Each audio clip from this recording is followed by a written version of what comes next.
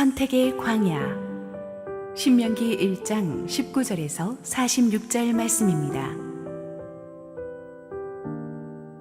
우리 하나님 여호와께서 우리에게 명령하신 대로 우리가 호렙산을 떠나 너희가 보았던 그 크고 두려운 광야를 지나 아모리 족속의 산지길로 가데스 바네아에 이른 때에 내가 너희에게 이르기를 우리 하나님 여호와께서 우리에게 주신 아모리 족속의 산지에 너희가 이르렀나니 너희 하나님 여호와께서 이 땅을 너희 앞에 두셨은즉 너희 조상의 하나님 여호와께서 너희에게 이르신 대로 올라가서 차지하라. 두려워하지 말라.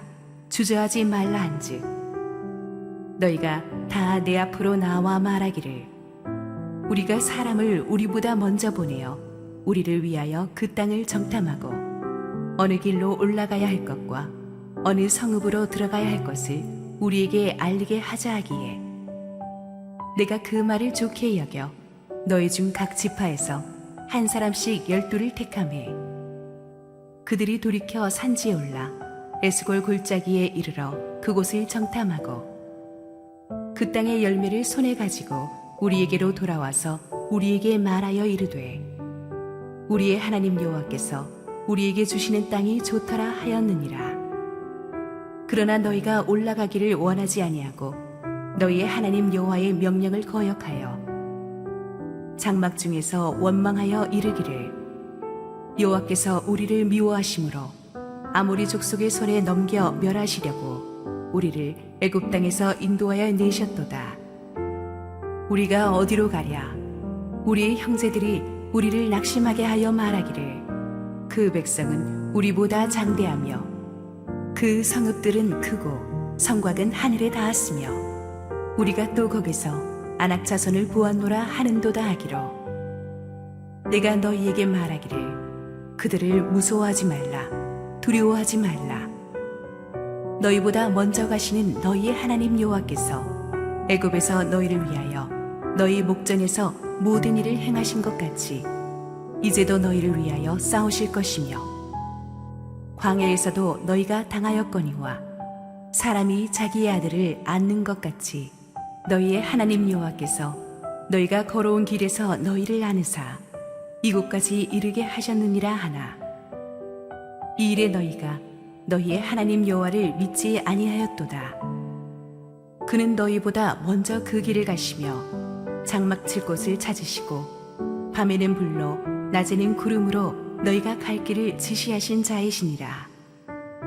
여호와께서 너희의 말소리를 들으시고 노하사 맹세하여 이르시되 이 약한 세대 사람들 중에는 내가 그들의 조상에게 주기로 맹세한 좋은 땅을 볼 자가 하나도 없으리라. 오직 여분네의 아들 갈렙은 온전히 여호와께 순종하였은즉 그는 그것을 볼 것이요 그가 밟은 땅을 내가 그와 그의 자손에게 주리라 하시고 여호와께서 너희 때문에 내게도 진노하사 이르시되 너도 그리로 들어가지 못하리라. 내 앞에 서 있는 눈의 아들 여호수아는 그리로 들어갈 것이니 너는 그를 담대하게 하라. 그가 이스라엘에게 그 땅을 기업으로 차지하게 하리라. 또 너희가 사로잡히리라 하던 너희의 아이들과 당시에 선악을 분별하지 못하던 너희의 자녀들도 그리로 들어갈 것이라. 내가 그 땅을 그들에게 주어 산업이 되게 하리라. 너희는 방향을 돌려 홍해길을 따라 광야로 들어갈지니라 하시매 너희가 대답하여 내게 이르기를 우리가 여호와께 범죄하였사오니 우리 하나님께서 우리에게 명령하신 대로 우리가 올라가서 싸우리이다 하고 너희가 각각 무기를 가지고 경솔히 산지로 올라가려 할 때에 여호와께서 내게 이르시되 너는 그들에게 이르기를 너희는 올라가지 말라. 싸우지도 말라. 내가 너희 중에 있지 아니하니 너희가 대적에게 패할까 하노라 하시기로 내가 너희에게 말하였으나 너희가 듣지 아니하고 여호와의 명령을 거역하고 거리낌 없이 산지로 올라가매 그 산지에 거주하는 아모리 족속이 너희에게 마주 나와 벌떼같이 너희를 쫓아 새 산에서 쳐서 호르마까지 이른지라. 너희가 돌아와 여호와 앞에서 통곡하나 여호와께서 너희의 소리를 듣지 아니하시며 너희에게 귀를 기울이지 아니하셨으므로 너희가 가데스에 여러 날 동안 머물렀나니 곧 너희가 그곳에 머물던 날수대로니라. 할렐루야. 우리 하나님께 감사와 영광의 박수 올려드리겠습니다. 축복된 주일 현장 예배에 나오신 우리 성도님들과 지금 실시간 온라인 생방송으로 함께하고 계신 국내 모든 우리 성도님들에게 주의 은혜가 충만하게 임하기를 원합니다. 우리 함께 기도하시고 하나님의 말씀 보겠습니다. 사랑하는 아버지, 은혜를 감사합니다. 오늘도 주의 은혜가 충만하니 너무 기대가 됩니다. 주께서 우리 명절 초입에 우리에게 말씀하시고 큰 은혜로 우리 연휴 지낼 수 있도록 도와주옵소서. 부족한 종은 감추시고 오직 우리 주님 홀로 영광 받아 주시옵소서. 예수님 이름으로 기도했습니다. 아멘. 누구나 자기 인생을 되돌아볼 때 정말 뼈저리게 후회되는 어떤 실수나 실패가 있었을 것입니다. 사람을 잘못 보고 선택했다든지 하지 말아야 될 결정을 했다든지 찰나의 결정이었는데 파급 효과가 너무 컸어요. 내 발등 내가 찍어버린 아픔을 가져왔는데, 그래서 혹시 타임머신을 타고 과거로 돌아갈 수 있다면 정말 다른 결정을 하고 싶은 그런 순간이 누구나에겐 몇 번쯤은 있었을 거예요.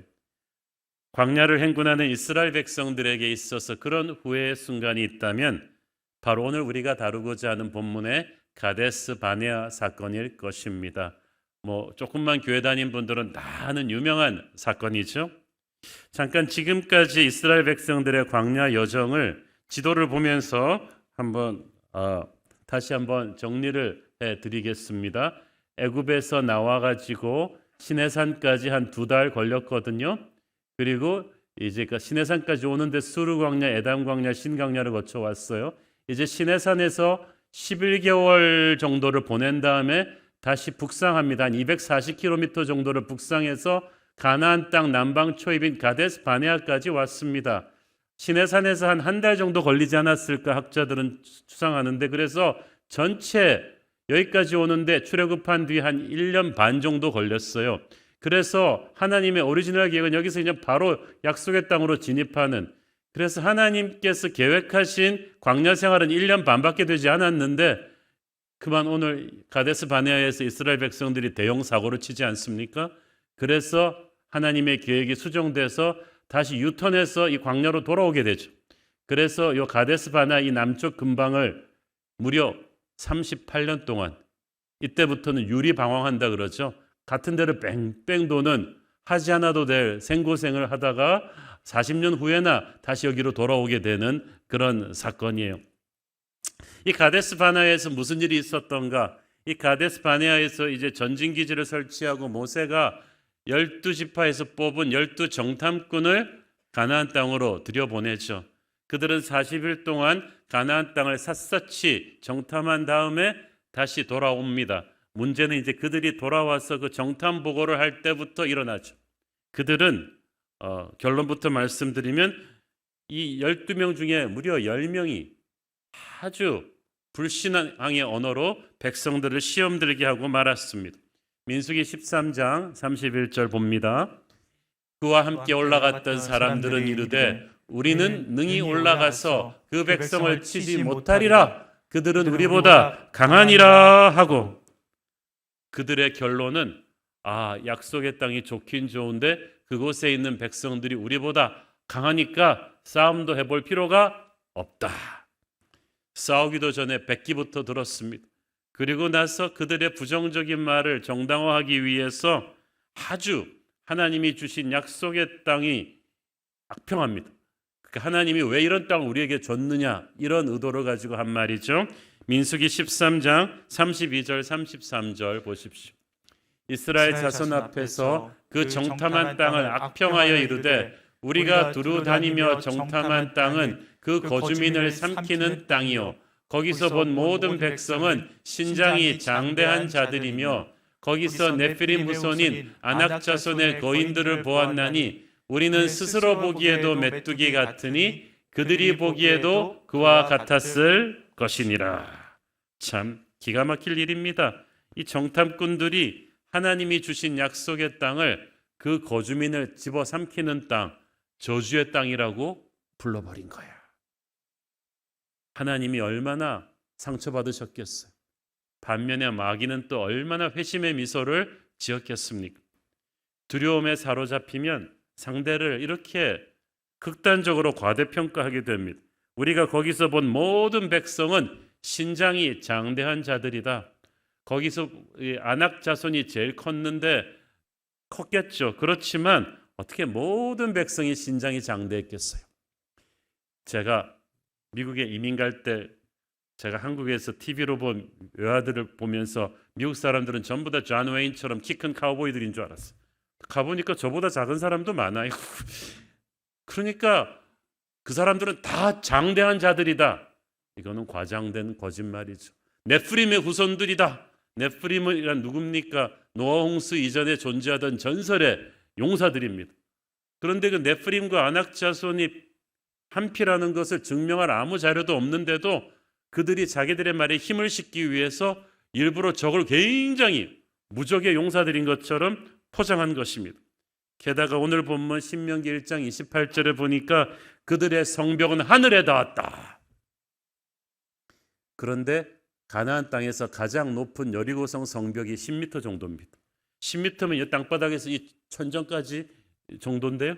하늘에 닿습니까? 저게 지금 롯데 스카이타워도 아닌데 두려움에 사로잡힌 나머지 일부러 공포심을 이 백성들에게 풀어놓은 거예요. 두려움의 노예가 되면은 상대를 이유 없이 크게 볼 뿐 아니라 자기를 이유 없이 형편없이 작게 봐요. 우리들 스스로 보기에도 우리는 메뚜기 같으니 그들이 보기에도 그와 같았을 것이라. 그 말은 맞죠.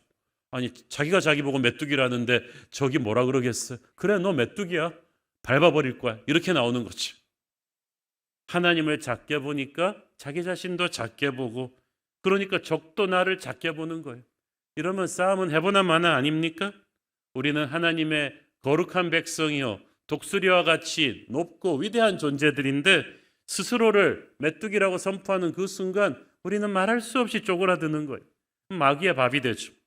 근데 문제는 이들 정탐꾼들이 자기만 시험 든 게 아니고 그 불신의 말로써 주변 사람들 모두를 시험 들게 했다는 사실이죠. 이 부정적인 영향력이 얼마나 치명적인가를 그들이 보여줍니다. 모세가 처음 정탐꾼들을 보낼 때 각 지파에 새파란 청년을 보내지 않았어요. 거의 중장년 이상의 각 지파에서 힘과 용기와 지혜로 이미 존경받는 리더급들을 보낸 거예요. 그러니까 갈렙과 여호수아 그 당시 나이가 50, 60 정도 된 중년인데도 보낸 거 아니겠어요? 모세의 바람은 이런 각 지파의 존경받는 리더들이 가서 청년들과는 달리 건성건성 보지 말고 40일 동안 찬찬히 약속의 땅을 두루다니며 살펴보고 이 땅이 얼마나 좋은 땅인지를 확인한 다음에 돌아와서 그들의 영향력을 사용해서 백성들에게 용기를 불어넣어 주라는 그런 취지였을 거예요. 모세의 생각은. 그런데 이 중에서 모세의 생각대로 해준 사람은 둘밖에 없었고 나머지 10명은 너무나 나쁘게 자기의 영향력을 휘둘러 버렸어요. 오늘 본문 20절에 보니까 백성들이 장막 중에서 원망했다 그랬죠. 그것은 요즘으로 치면 집집마다라는 뜻이에요. 아파트마다 원망과 불평의 소리가 들렸다는 뜻입니다. 이것은 이 열정탐꾼들이 공식 석상에서뿐 아니라 돌아가서 자기 지파 사람들한테도 끊임없이 이 부정적인 말을 흘렸다는 얘기죠. 지도자의 불신과 부정적인 말은 얼마나 공동체 전체를 절망으로 몰고 가는지 모릅니다. 민수기 14장 1절에 보니까 그래서 백성들이 소리를 높여 울부짖으며 밤새 통곡하였더라고 했어요. 정말 부모님 돌아가신 것도 아닌데 어떻게 200만의 사람들이 단 10명에게 선동돼서 승리와 기대감에 차있던 하나님의 군대가 순식간에 패배주의에 사로잡힌 그런 절망의 군중으로 바뀌는데 단 하룻밤이 걸리지 않았습니다. 마귀가 얼마나 불신의 지도자들의 부정적인 언어를 통해 역사하는지 몰라요. 신명기 1장 28절에 보면 우리의 형제들이 우리를 낙심하게 하였다고 했는데 그 낙심하게 하였다는 히브리어는 완전히 마음을 무너뜨렸다는 뜻이에요. 마음이 무너진 사람도 잡아 일으켜야 될 지도자들이 강하고 담대하게 약속의 땅으로 진입하려던 백성들을 어떻게 이렇게 낙심시킬 수 있어요? 여러분, 지도자의 자리에 오르는 게 중요한 게 아니라요, 지도자의 자리에 올랐다는 사람들이 백성들을 이렇게 낙담케 하면 그는 연잔맷돌을 목에 메고 물에 뛰어드는 게 낫다고 예수님 말씀하셨잖아요. 여러분의 리더십의 고난을 이렇게 부정적으로 사용하면 큰일 나는 거예요. 이 원망하는 사람들한테는 항상 희생양이 필요하죠. 그들은 눈에 보이는 모세와 아론을 원망하면서 또 정말 못된 말을 입에 담았습니다. 민수기 14장 2절, 이스라엘 자손이 다 모세와 아론을 원망하며 온 회중이 그들에게 이르되 우리가 애굽 땅에서 죽었거나 이 광야에서 죽었으면 좋았을 것을. 야, 어떻게 그 짧은 문장에서 죽고 싶다는 말을 두 번이나 합니까? 죽었으면 좋았을 걸. 죽었으면 좋았을 걸. 우리에게 생명을 주신 하나님 앞에서 감히 입에 올릴 소리가 아니죠. 여러분, 살아있는 것에 매일 감사하십니까? 감사가 안 되면 지금도 암병동에서 하루라도 더 살기 위해서 치열하게 투병하는 암 환자분들을 보세요.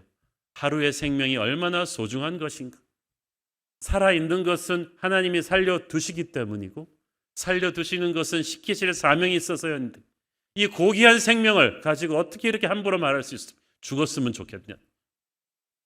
그들은 그런 불신의 말로 자신뿐 아니라 자신의 가족들까지도 올가매고 말았어요. 민수기 14장 3절, 어찌하여 여호와가 우리를 그 땅으로 인도하여 칼에 쓰러지게 하려 하는가? 우리 처자가 사로잡히리니 애굽으로 돌아가는 것이 낫지 아니하랴.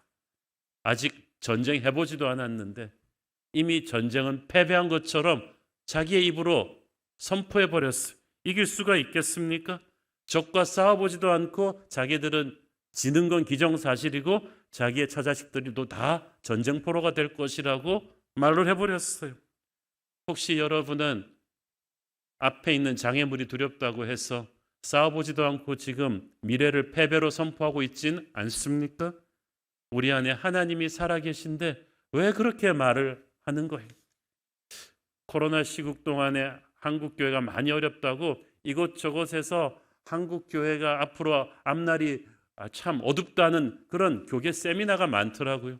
그 세미나에서 발표된 주제 내용들을 제가 들어보면서 한탄을 했습니다. 왜 기독교 지도자들이라는 사람들이 스스로의 입술로 우리의 미래를 이렇게 올가매는가?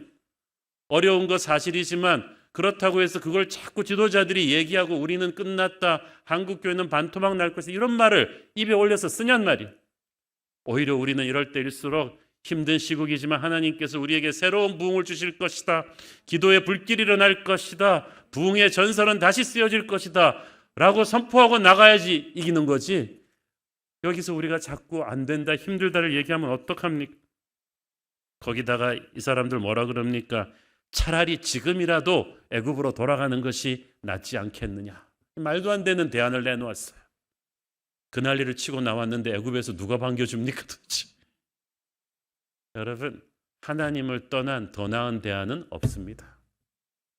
하나님이 주신 길 외에 다른 옵션이 있다고 생각도 하지 마세요.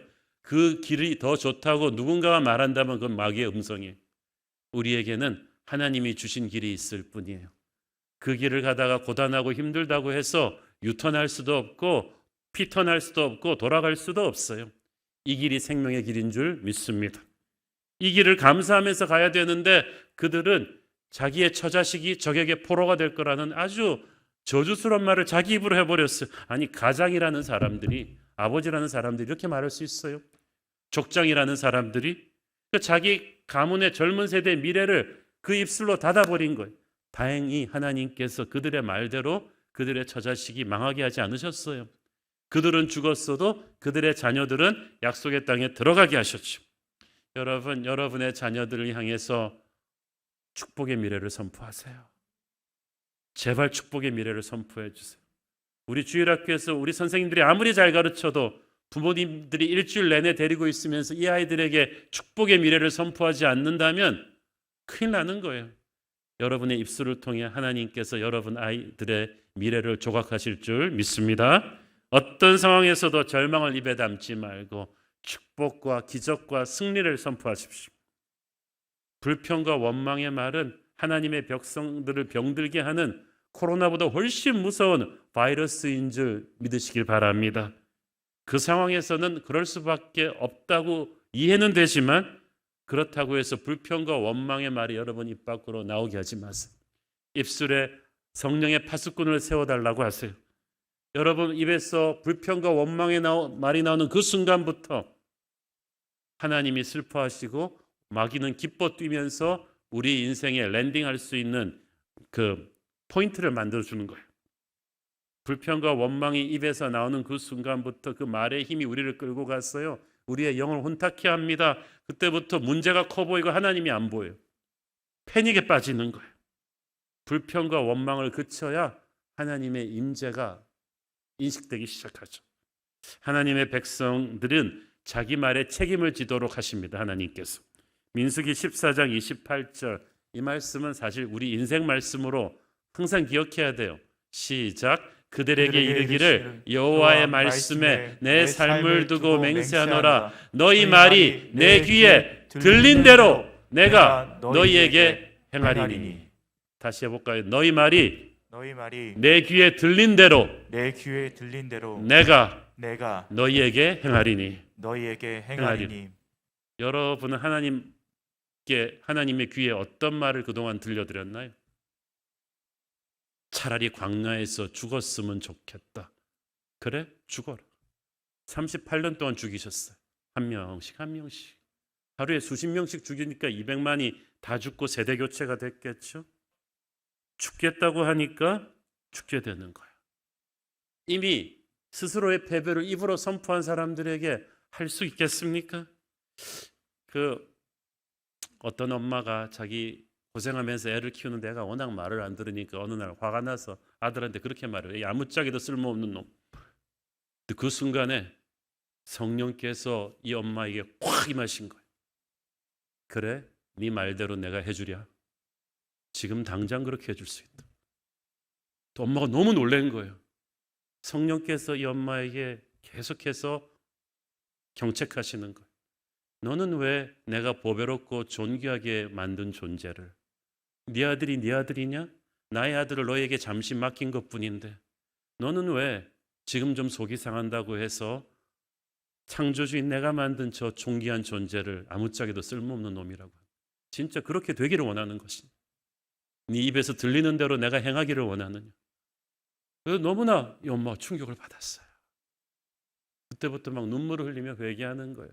여러분 그래요. 세상은 우리 아이들을 안 그래도 굉장히 사나운 말로 루저, 돌대가리, 열등생 안 그래도 그렇게 하는데 엄마까지 그러면 어떻게 해요? 여러분은 막 그렇게 속상해서 막 말이 나오려고 할 때도 성령의 힘으로 그냥 이 축복의 통로 같으니라고 막 이러면서 너는 보배롭고 존귀한 존재다. 지금은 좀 그래도 너는 요셉이 될 것이고 다니엘이 될 것이고 하나님의 영광스러운 그런 존재가 될 거라고 여러분이 믿음으로 계속 선포를 해야 여러분의 아이들의 운명이 그렇게 바뀌어요. 기독교 역사를 바꾼 어거스틴이나 허슨 테일러도 청소년기에 상당히 방탕한 사람이었다는 거 아십니까? 부모 속을 그렇게 썩였지만 믿음의 부모들이 눈물로 기도하며 축복의 미래를 계속 선포했기 때문에 그들은 기독교 역사를 바꾸는 위대한 인물들이 되었던 거예요. 여러분 이번 구정 연휴를 맞아서 여러분 자녀들에게 항상 그렇게 선포하기를 바랍니다. 여러분이 죽겠다고 하고 못 쓰겠다고 하면 전능의 하나님이 역사하실 문을 닫아버리는 거예요. 왜냐하면 부정적인 믿음도 믿음이거든요. 너희가 마음으로 믿고 입으로 시인해서 구원에 이르느니라. 여러분의 믿음을 입으로 고백하는 것인데 얼마나 중요한지 몰라요. 자꾸 부정적인 말을 하는 것은 절망의 미래를 스스로 만들어가는 꼴입니다. 운명을 탓하지 마세요. 지금 운명을 여러분의 언어가 만들고 있음을 믿습니까? 말로 자승자박을 해버리면 안 돼요. 잠언 6장 2절을 보십시오. 네 입의 말로 네가 얽혔으며 네 입의 말로 인하여 잡히게 되었느니라. 영적으로 패배하는 사람의 특징, 그렇게 교회를 열심히 다니면서도 습관적으로 부정적인 말, 남 디스하는 말, 이런 말들을 자주 해요. 그러면 안 돼요. 하나님은 여러분의 말을 듣고 계십니다. 영적인 세계에서 그것이 축복이든 저주든 그대로 이루어질 수 있어요. 그러므로 조그만 어려움을 가지고 극단적인 말을 하지 마세요. 성경은 죽고 사는 것이 혀의 능력에 달려 있다고 했어요. 아무리 똑똑한 사람도 부정적인 불신의 말을 계속하면 하나님이 그에게서 등을 돌리실 것입니다. 특히 열정탐꾼들처럼 각 지파의 영적 지도자들이라고 하는 사람들이 그런 불신의 언어를 하니까 그들뿐 아니라 그들의 말을 듣는 사람들까지도 같이 망하잖아요. 얼마나 무서운 일입니까? 여러분, 부정적인 지도자를 따라가지 마세요. 그 사람들에게 현혹되지 마세요. 긍정적이고 미래지향적인 믿음의 언어, 축복의 언어를 말하는 지도자를 잘 분별하기를 바랍니다. 그들을 따라서 여러분도 믿음의 언어를 계속해서 선포하면 하나님께서 여러분의 힘든 현실을 뚫고 기적의 미래를 주실 줄로 믿습니다. 자, 그런데 이 10명의 정탐꾼들이나 이스라엘 백성들의 원망이 하루아침에 실수로 튀어나온 말이 아니에요. 성경에 보면 마음속에 가득한 것을 입으로 말한다고 했어요. 그러니까 그들의 원망과 두려움의 말은 그동안 그들 마음속에 차곡차곡 쌓여온 불신앙과 두려움에서부터 저기도 모르게 나온 거예요. 자, 이것을 왜 제가 아느냐 하면 원래 가나안 땅 사전 정탐 계획은 하나님의 오리지널 플랜이 아니었어요. 본문 21절 22절 봅니다. 너희의 하나님 여호와께서 이 땅을 너희 앞에 두셨은즉 너희 조상의 하나님 여호와께서 너희에게 이르신 대로 올라가서 차지하라. 두려워하지 말라. 주저하지 말라 한즉 너희가 다 내 앞으로 나와 말하기를 우리가 사람을 우리보다 먼저 보내어 우리를 위하여 그 땅을 정탐하고 어느 길로 올라가야 할 것과 어느 성읍으로 들어가야 할 것을 우리에게 알리게 하자 하기에, 하나님이 모세에게 주신 오리지널 플랜은 담대하게 주저하지 말고 가데스 바네아에서 바로 들어가는 거였어요. 그렇게 했다면 광야 생활은 1년 6개월로 끝나는 거예요. 그런데 이스라엘 백성들이 그 하나님의 플랜에 브레이크를 건 거예요. 그러지 말고 돌다리도 두드려 보라고 했는데 정탐을 먼저 해보는 게 어떨까요? 어느 길로 가야 되는지, 적이 어떤 상황인지 미리 알아보고 가면 정복전쟁에 도움이 되지 않겠습니까? 실은 두려워서, 순종이 두려워서 백업한 것인데 겉으로는 그렇게 포장한 거예요. 아, 참, 이들은 그렇게 생각한 거죠. 아니, 약속의 땅이 진짜 그렇게 좋을까? 그렇게 좋은 땅인데 임자가 없을까? 사나운 백성들이 지키고 있다는데 우리가 할 수 있을까?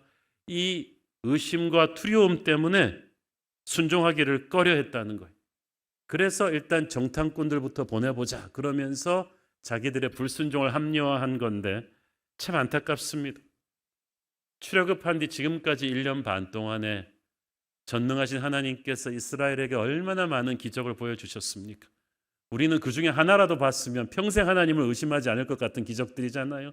홍해를 갈라주고 애굽에 10가지 재앙을 내리고 만나와 메추라기를 내려주고 사막에서 생수를 터뜨려주는 기적을 수도 없이 체험했는데 아직도 하나님을 온전히 신뢰를 못해요. 그동안에 노골적으로 하나님께 원망하고 대든 것만 9번이 넘어요. 그게 불평과 원망이 습관화되면 큰일 나. 이게 쌓이고 쌓여서 결정적인 때에 대형 사고로 폭발해버렸어요. 두려움에 가득 찬 그들은 바로 순종하기 싫어서 먼저 가나안 정탐부터 하자고 모세에게 요구한 거예요. 21절에 보니까 모세가 두려워하지 말라, 주저하지 말라고 했죠. 왜냐하면 이게 연결이 돼 있어요. 주저는 순종을 늦게 하는 거예요. 그런데 두려우니까 순종을 늦게 하는 거죠. 근데 늦게 하는 순종은 순종이 아니죠. 제가 하나님 같았으면 굉장히 화가 났을 것 같아요. 아니, 이것들이 이때까지 1년 6개월 동안 그 많은 기적을 보여줬는데 이제 약속의 땅으로 들어가기만 하면 되는데 두려워서 못 들어가겠다는 이들의 모습에 화가 났을 것입니다. 그렇지만 하나님은 정말 착하신 분이어가지고 참으셨어요. 그래, 아직 믿음이 어리니까 그렇겠지. 그렇다면 너희들 원하는 대로 정탐꾼을 보내봐라. 가서 그 땅이 얼마나 좋은지 확인을 한 다음에 들어가도록 하자. 하나님이 한 걸음 물러서셔서 기다려 주신 거예요. 그래서 모세는 12명의 정탐꾼들을 뽑아서 그 땅을 어떻게 정착할 것인지 자세한 임무를 줍니다. 그러면서 중요한 말을 하죠. 민수기 13장 20절에 보면 모세가 이 정탐꾼들 보내면서 딱 한마디 합니다. 담대하라. 담대하라. 왜냐하면 정탐꾼들은 똑똑해요. 각 지파의 엘리트급 지도자들이에요. 그런데 이 똑똑한 사람들이 많은 것을 보고 들을 텐데 이것을 정보는 수집보다 분석이 더 중요하잖아요. 이것을 제대로 해석하기 위해서는 영적 담대함, 이 영적인 담대함은 믿음에서 오는데 믿음이 있어야 이걸 제대로 해석을 하는 거예요. 그렇지 않고 믿음의 눈으로 정탐하지 않으면 오히려 정탐이 그들의 불신을 더 증폭시킬 수 있었기 때문이죠. 지금 그들은 들어가서 이 집을 살지 말지를 결정하는 게 아닙니다. 이미 이 집은 하나님이 사주신 집이에요. 근데 이 집을 어떻게 들어가서 장악하고 경영할 것인지 그거 알기 위해서 보낸 것인데 모세는 그 생각으로 보낸 것인데 이 들어가는 12명의 정탐꾼들 중에서 10명은 그게 아니었어요. 출발할 때부터 하나님께 대한 불신이 있었어요. 그러니까 조금 있으면 알게 되지만 똑같은 것을 보고 들었는데도 너무나 다른 결론을 내리는 거예요. 모세는 들어가서 땅의 경비 상태와 여기가 농업에 적합한지 목축에 적합한지 여러 가지 디테일한 플랜을 짜오라고 살펴보라고 했어요. 믿음의 눈으로 보고 오라는 거죠. 그런데 결론이 이상하게 나왔잖아요. 무엇을 보는가 이상으로 중요한 것은 어떤 눈으로 보는가입니다. 이들은 똑똑했지만 똑똑하면 뭐합니까? 두려움에 사로잡힌 엘리트는 아무 소용이 없어요. 이들은 가서 가나안 민족의 장대함과 큰 성벽들만을 묵상하다가 겁에 질려버렸어요. 자, 어느 기업에서든지 R&D를 중시하죠. 사업에 투자하기 전에 그 사업 아이템에 대한 여러 가지 것들을 연구하고 분석하는 걸 경영 용어로 R&D라고 하지 않아요? 그런데 이 10명의 부정적인 정탐꾼들이 가나안 땅에 들어가서 R&D를 하는데 믿음이 없이 R&D를 하니까 그들의 연구 결과는 순종이 아니라 낙담이었어요. 그러면 그렇지, 이건 너무 힘들어. 그래서 그 R&D를 왜 내가 못하는지를 정동하는 데 쓰는 거예요. 와, 하나님은 약속의 땅을 주겠다, 가서 어떻게 할 것인지 가서 좀 너희들이 구체적인 실행 계획을 짜보자 했는데 정탐꾼들은 돌아와서 가보니까 우리가 정복할 수 없는 땅 맞대요. 우리의 불신대로대요. 하나님의 비전 자체를 엎어버리자는 거예요. 이미 하나님께서 승리를 약속해 주셨고 그 승리를 어떻게 취할 것인지를 인도하시고자 하는데 이들은 불신앙 때문에 이거 하지 말자고 백업해버렸어요. 시커먼 안경을 끼고 아무리 열심히 봐야 모든 게 어둡게 보입니다. 불신의 눈으로 보니까 이들의 가나안 땅 R&D는 완전히 독이 되어 버렸죠. 여러분, 두려움은 얼마나 부정적인 힘이 있는지 몰라요. 제2차 세계대전 때 실제 전장에서 죽은 미군 병사들의 수는 한 20여만 명 정도 됩니다. 그런데 후방에서 미국 본토에서 전쟁터에 자녀들을 보내놓고 노심초사하다가 이 전쟁이 주는 압박 때문에 근심하고 괴로워하다가 심장마비로 죽은 사람이 100만 명이 넘어요. 그러니까 실제 전투에서 전사한 병사들의 5배 사람들이 후방에서 두려움 때문에 죽은 거예요. 지금 이스라엘 백성들이 그래요. 지금 가나안 땅에 들어가서 칼 한 번 안 마주쳐 봤어요. 뭐 싸우다 죽으면 억울하지라도 않죠. 싸워보지도 않고 이미 죽였어요, 자기 자신들을. 우리는 끝났다. 두려움에 사로잡히면 안악자손의 위대함만 보입니다. 그러나 믿음의 눈을 열면 안악자손의 위대함을 덮어버리는 하나님의 임재가 보이죠. 그래서 두려움과 믿음은 공존할 수가 없어요. 두려움은 하나님을 못 보게 하기 때문이죠. 10명의 정탐꾼, 엘리트 정탐꾼들은 사물을 보는 똑똑한 눈은 있었지만 하나님의 능력을 믿는 믿음의 눈이 없는 거예요. 오늘날도 보면은 인간적으로는 똑똑한데 믿음의 눈이 없는 사람들 왜 안 된다는지에 대해서 말들이 많아요. 그 말은 나도 하겠어. 왜 안 되는지에 대해서. 이스라엘 백성들은 자신들과 하나님이 함께 하신다는 그 중요한 사실을 계산해서 빠뜨린 거예요. 그게 불신입니다. 불신은 현실을 영리하게 파악하는데 하나님을 계산해서 빠뜨리니까 불신이에요. 신명기 1장 32절 보십시오. 이 일에 너희가 너희의 하나님 여호와를 믿지 아니하였도다. 처음부터 안 믿고 간 거예요, 정탐을. 그러니까 뭘 받겠어요? 그 땅을 좋은 건 인정하지만 그 땅의 정복은 불가능하다고 생각한 거예요. 히브리서에 보면 믿음이 없이는 하나님을 기쁘시게 할 수 없다고 했어요. 이것이 치명타입니다. 왜냐하면 하나님을 기뻐해야, 하나님을 기쁘시게 해야 하나님이 우리 마음에 소원을 이루어 주신다고 했는데 믿음이 없으면 하나님을 기쁘시게 못해요. 그러면 소원은 끝입니다. 거기서. 하나님의 사람이 하나님을 불신하는 것만큼 더 큰 죄악은 없습니다. 하나님은 불신하는 사람을 위해서는 아무것도 하지 않으세요. 그래서 예수님도 항상 기적을 행하시기 전에 물어보셨잖아요. 네가 작은 믿음이라도 있느냐? 겨자씨만한 믿음이라도 있느냐? 그걸 확인을 하시잖아요. 불신은 하나님의 맥이 빠지게 합니다. 하나님이 뒤로 물러서십니다. 약속의 땅으로 가는 문이 닫혀버린 거예요. 여러분, 그렇게 지금 불신으로 문을 닫아버린 분이 있다면 문제를 두려워하지 마세요. 하나님을 초대하세요. 하나님과 같이 가면 일이 됩니다. 잠언 29장 25절을 보십시오. 사람을 두려워하면 올무에 걸리게 되거니와 여호와를 의지하는 자는 안전하리라. 아멘. 상황이 불가능해도 여호와를 붙잡는 자는 소망이 있습니다. 곤충 좋아하시는 분들은 이 호박벌, 이 범블비를 한 번쯤은 보신 적이 있으실 것입니다. 이 범블비가요, 저 작은 체구로 2cm가 안 됩니다. 하루 팔팔 날아다니는 게 150kg가 넘는다고요. 엄청 활동량이 높은 호박벌인데 더 히트는 이 곤충학자들에 의하면 이 범블비가 이 날개가 몸에 비해서 좀 너무 가늘고 작잖아요. 저 날개로 저 몸을 띄울 수 있을 만한 힘을 못 낸대요. 그래서 체형학적으로는 못 나는데 얘가 150km 넘게 펄펄거리고 날아다녀. 왜 그럴까? 좀 웃기는 말 같지만 호박벌이 자기가 못 나는 걸 모른대요. 자기가 체형학적으로 날 수 없다는 말을 모르고 그저 주변에 날아다니는 말벌, 굴벌, 딸벌 다 보면서 나도 나는구나 그러면서 막 난다는 거죠. 그래서 150km가 넘게 날아다닌다는 거. 참 희한하죠. 무식하면 용감하다는 게 바로 그런 말인데 사람도 마찬가지예요. 우리 주변에는 너무나 똑똑한데 능력도 많은데요. 내 능력이 작다고, 나는 날 수 없다고 분석해가지고 포기한 분들이 너무나 많아요. 그러나 믿음의 사람은 능력이 부족해도 내게 능력 주시는 자 안에서 내가 모든 것을 할 수 있느니라 라고 담대하게 나가는 그 믿음이 있는 거예요.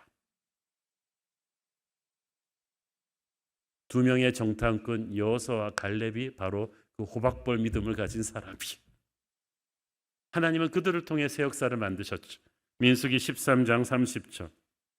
갈렙이 모세 앞에서 백성을 조용하게 하고 이르되 우리가 곧 올라가서 그 땅을 취하자 능히 이기리라 하니. 이거 쉽지 않아요. 지금 200만 백성들이 부정적인 열정탐꾼들에 휩쓸려 가지고 지금 막 통곡을 하면서 안 된다고 죽겠다고 하는데 딱 두 명이 왕따 당할 각오를 하고 나서서 우리는 할 수 있다. 우리는 할 수 있다. 자, 여러분, 갈렙과 여호수아는 현실을 모르는 그냥 무모한 낙천주의자라서 그랬을까요? 갈렙과 여호수아도 아넥 자손 봤어요. 갈렙과 여호수아도 가나안 땅의 높은 성벽 봤어요. 그런데 왜 결론이 다르게 나올까요? 믿음의 눈으로 보았기 때문에 현실을 부인하는 건 아니지만 현실보다 더 크신 하나님을 보고 할 수 있다고 한 거예요. 우리는 현실을 부인하는 그런 비현실주의자들은 아닙니다. 문제가 커요. 어려워요. 그렇지만 문제보다 더 크신 하나님을 우리는 믿음의 눈으로 보고 선포하기를 바랍니다. 기도하는 사람은 믿음의 눈을 가지죠.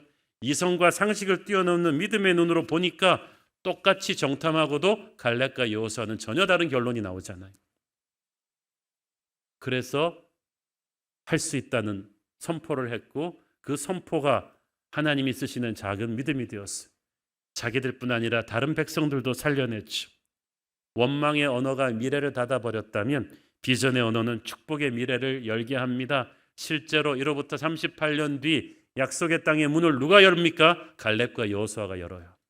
여호수아는 백성들을 이끌고 돌아가는 지도자였고 갈렙은 약속의 땅에서도 가장 무서운 헤브론, 그 정탐꾼들이 보고 온 아낙 자손이 지키는 가장 터프한 헤브론을 무너뜨리지 않습니까? 그 헤브론은 아브라함이 꿈꾸었던 약속의 땅이죠. 그 헤브론을 장악한 갈렙의 후손에게 하나님께서 다윗 왕이 태어나게 하시고 예수 그리스도가 태어나게 하십니다. 담대한 믿음의 사람 갈렙과 여호수아가 자신과 가문의 국가의 미래를 바꾸잖아요. 저와 여러분도 그렇게 할 수 있습니다. 절망적인 현실을 뚫고 나라를 살리는 그런 지도자들을 우리는 꿈꿔야만 합니다. 19세기 중반 덴마크는 프러시아와 오스트리아 연합군과의 전쟁에서 참패를 당합니다. 그래서 덴마크 지도 보시면 아시겠지만 그 국토 중에서 3분의 1을 승리한 독일에게 떼주는데 그 3분의 1이 남부의 곡창지대, 우리나라로 말하면 호남평야 같은 노른자 땅을 떼주고 말았어요. 남은 국토라고는 먼지 펄펄 나는 모래 황무지뿐이에요. 그리고 막대한 전쟁 배상금까지 물어주면서 덴마크 경제는 파탄에 빠졌습니다. 청년들은 술과 담배로 세월을 보냈고 백성들은 이러다가 나라 망하겠다는 자포자기에 빠져 있었습니다. 그런데 그때 니콜라이 그룬투비라는 루터교 목사님이 일어났습니다. 그는 덴마크 국민들을 성경책을 들고 일으켜 깨웠습니다. 하나님을 사랑합시다. 자연을 사랑합시다. 나라를 사랑합시다. 하나님 사랑, 자연 사랑, 나라 사랑. 그룬투비의 유명한 3애 정신이죠. 그리고 그룬투비는 학교를 세우고 성경을 바탕으로 실용적인 농업, 낙농 기술 교육을 시킨 거예요.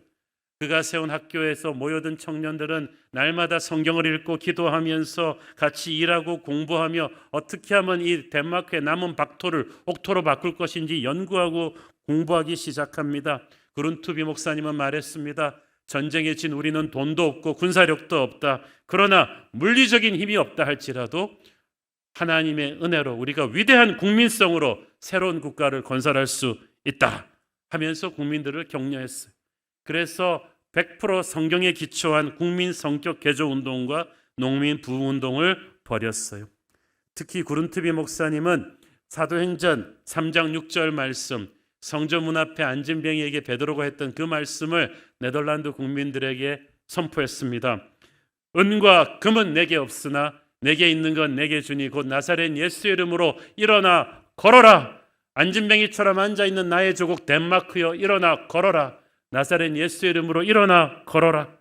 그리고 황무지를 개간하고 나무를 심고 오늘날 덴마크가 세계적인 농업국가, 낙농국가로 발돋움할 수 있는 기반을 닦았습니다.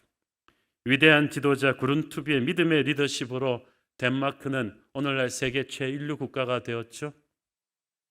통계 보시면 나오겠지만은 국민소득이 6만 불이 넘습니다. 그들을 패전시킨 독일이 4만 5천 불인가 그런데 6만 불이 넘고 더 중요한 거는 국민 행복지수 세계 1위입니다. 우리나라가 참고로 57입니다. 우리는 우리가 행복하다고 생각하지는 않는데 덴마크 국민들은 자기 조국에 대한 자부심이 하늘을 찔러요. 어떻게 황무지가 되었던 나라가 이렇게 일어날 수 있습니까? 바로 덴마크의 갈렙과 여호수아 구룬투비 한 사람 믿음의 리더가 쓰니까 나라를 바꾸는 거예요. 이 중요한 시점에 우리 대한민국을 다시 살리는 구룬투비 같은 믿음의 지도자들이 나오기를 기도합시다. 우리 세대가 아니라면 우리 뉴젠 주일학교 자녀들의 세대에서라도 민족을 살리는 갈렙과 여호수아 구룬투비 같은 리더가 나와야 되는 거예요. 한 사람의 리더만 있으면 되는 거예요. 가데스 바네아는 선택의 광야였습니다. 여기서 불평불만하고 원망하는 부정적인 리더십에 선동된 백성들로 인해서 하나님은 진노하셨습니다. 바로 들어갈 수 있는 가나안 땅에서 그들은 다시 유턴당해가지고 가데스 바네아 밑에 지역을 38년을 유리방황하면서 그 불평과 원망의 출애굽 1세대가 다 죽지 않습니까? 갈렙 여호수아 빼놓고 불신의 대가는 이렇게 참혹해요. 열매 없는 삶으로 끝나는 거예요. 너무너무 안타까운 일이에요. 왜냐하면 이들이 이 가데스 바네아에 처음 서 있던 시점이 팔레스타인의 포도 수확기인 7월 말이었어. 그러니까 그들은 하나님의 오리지널 플랜대로 바로 진입했더라면 그 땅에 풍성한 추수기에 들어가서 그 땅의 열매를 먹고 안정적으로 광야 생활을 끝낼 수 있었는데 그 중요한 선택의 시점에서 불평과 원망으로 자기들의 운명을, 자기들 자손들의 운명을 닫아버렸던 거예요. 그러므로 여러분, 지금 혹시 여러분이 선택의 광야 가데스 바네아에 서 있다면 정신을 바짝 차리십시오. 어떤 상황 속에서도 하나님을 의심하거나 원망하지 말고 믿음의 생각을 하시고 믿음의 말을 하십시오. 여러분과 여러분의 자녀들의 미래를 위해서 그렇게 하셔야 돼요. 그렇게 할 때 마귀가 떠나고 하나님이 여러분의 인생을 끌고 가실 것입니다. 하나님께서 우리를 기뻐하시고 반드시 약속의 땅을 차지하게 하실 줄 믿습니다. 기도하겠습니다. 우리 주님 은혜를 감사합니다. 선택의 광야 가데스 바네아에서 이스라엘 백성들처럼 어리석은 불신과 부정적인 말하지 않게 하시고 갈렙 여호수아처럼 담대한 믿음에 선포하는 우리들 되게 하여 주시옵소서. 절명의 땅 덴마크를 성경적 리더십으로 바꾸었던 구룬트비 목사님처럼 우리와 우리의 자녀들, 낙심하고 있는 대한민국을 위대하게 바꿀 수 있는 그런 비전의 리더들 되게 하여 주시옵소서. 예수님 이름으로 기도했습니다. 아멘.